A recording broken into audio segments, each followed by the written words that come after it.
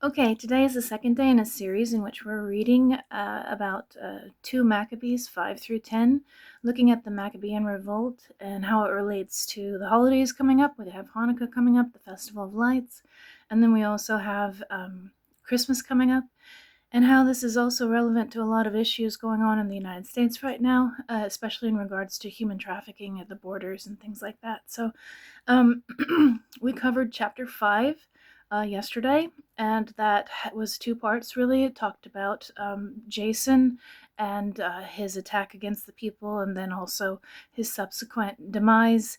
After that, there was the next portion of the chapter in which it was called The City Ravaged. So it was about a series of attacks that occurred to the people there in Jerusalem. So now we're going to go on to chapter 6. So this has about 4 parts to it, and we'll go ahead and get started.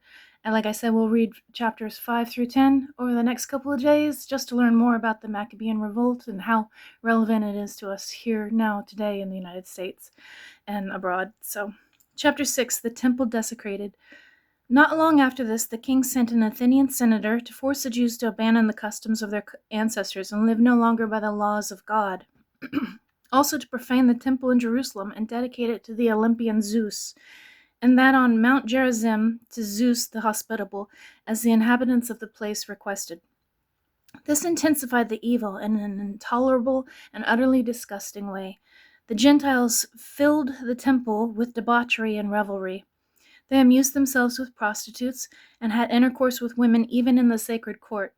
They also brought into the temple things that were forbidden, so that the altar was covered with abominable offerings prohibited by the laws. So, abolition of the law. A man could not keep the Sabbath or celebrate the traditional feasts, nor even admit that he was a Jew. We kind of see that here in the United States, where it's becoming less and less popular to admit that you are of a certain faith. So, moreover, at the monthly celebration of the king's birthday, the Jews had, from bitter necessity, to partake of the sacrifices. And when the festival of Dionysus was celebrated, they were compelled to march in his procession, wearing wreaths of ivory. So they were being forced to do things that they didn't want to do. So, at the suggestion of the citizens of Ptolemais, a decree was issued ordering the neighboring Greek cities to act in the same way against the Jews, oblige them to partake of the sacrifices, and put to death those who would not consent to adopt the customs of the Greeks. It was obvious, therefore, that disaster was impending. Thus, 2 women who were arrested for having circumcised their children were publicly paraded about the city with their babies hanging at their breasts, and then their babies were thrown down from the top of the city wall. Others who had assembled in nearby caves to observe the Sabbath in secret were betrayed to Philip, and all were burned to death. In their respect for the holiness of that day, they had scruples about defending themselves. So we see where people are being, betrayed and burned to death just because they were celebrating, the Sabbath, and what happened to these 2 women as well with their children. So, purpose of divine judgment. Now, I beg those who read this book not to be disheartened by these misfortunes, but to consider that these chastisements were meant not for the ruin, but for the correction of our nation. So, as I said previously in chapter 5, we see that all of these things that are occurring, it's only because God's allowing it to occur in order to turn the people's hearts back towards Him. So, God is a God of mercy. He just wants to correct them. So, it is, in fact, a sign of great kindness to punish sinners promptly instead of letting them go for too long. Thus, in dealing with other nations, the Lord patiently waits until they reach the full measure of their sins before He punishes them. So God is slow to anger, right? And He waits until they have the full measure of their sins when things are at the worst, that He decides to punish them with karma and such. But with us, He has decided to deal differently, in order that He may not have to punish us more severely later, when our sins have reached their fullness. He never withdraws His mercy from us. Although He disciplines us with misfortunes, He does not abandon His own people. Let these words suffice for recalling this truth. Without further ado, we must go on with our story.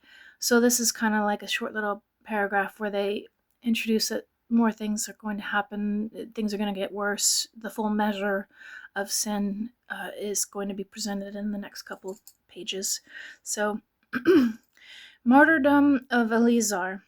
Eleazar, one of the foremost scribes, a man of advanced age and noble appearance, was being forced to open his mouth to eat pork. But preferring a glorious death to a life of defilement, he spat out the meat and went forward of his own accord to the instrument of torture, as men ought to do who have the courage to reject the food which is unlawful to taste even for love of life. Those in charge of that unlawful ritual meal took the man aside privately, because of their long acquaintance with him, and urged him to bring meat of his own according, such as he could legitimately eat, and to pretend to be eating some of the meat of the sacrifice prescribed by the king. So what they were hoping that he would do was just bring his own meat and pretend that he was actually eating the sacrifice meat. In this way he would escape the death penalty and be treated kindly because of their old friendship with him. But he made up his mind in a noble manner, worthy of his years, the dignity of his advanced age, the merited distinction of his gray hair, and of the admirable life he had lived from childhood. And so he declared that above all he would be loyal to the holy laws given by God. So he refuses to pretend. At this point, he's going to stand up for his faith. He told them to send him at once to the abode of the death, explaining at our age it would be unbecoming to make such a pretense. Many young men would think the 90-year-old Eleazar had gone over to an alien religion. Should I thus dissimulate for the sake of a brief moment of life, they would be led astray by me, while I would bring shame and dishonor on my old age. Even if for the time being I avoid the punishment of men, I shall never, whether alive or dead, escape the hands of the Almighty. Therefore, by manfully giving up my life now, I will prove myself worthy of my old age, and I will leave to the young a noble example of how to die willingly and generously for the revered and holy laws. So there's two parts to this. He's saying that he's going to be a role model for the young, right?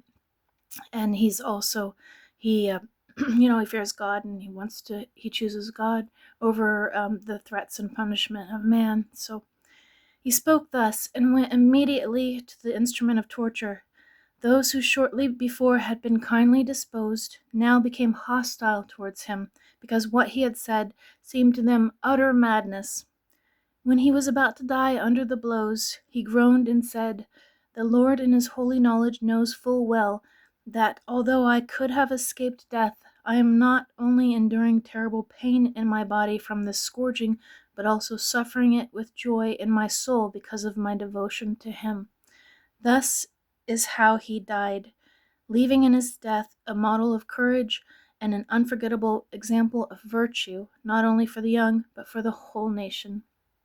So that's how chapter 6 ends.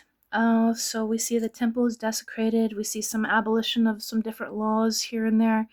And then at the end, there's the martyrdom of the older gentleman who decides to not pretend that he's eating the ritual meat that he's not supposed to eat. So he's trying not to break the laws of God and choosing to fear the Lord and the commandments of the Lord more than fear the punishments of man. So yeah, that's the end of chapter 6.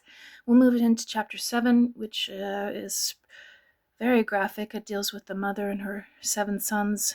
And so this concludes chapter 5 and chapter 6. Thank you for reading along with me as we move into the holidays, Christmas and Hanukkah. And God bless you guys. God bless your families. Take care. Be safe out there. And have a happy December.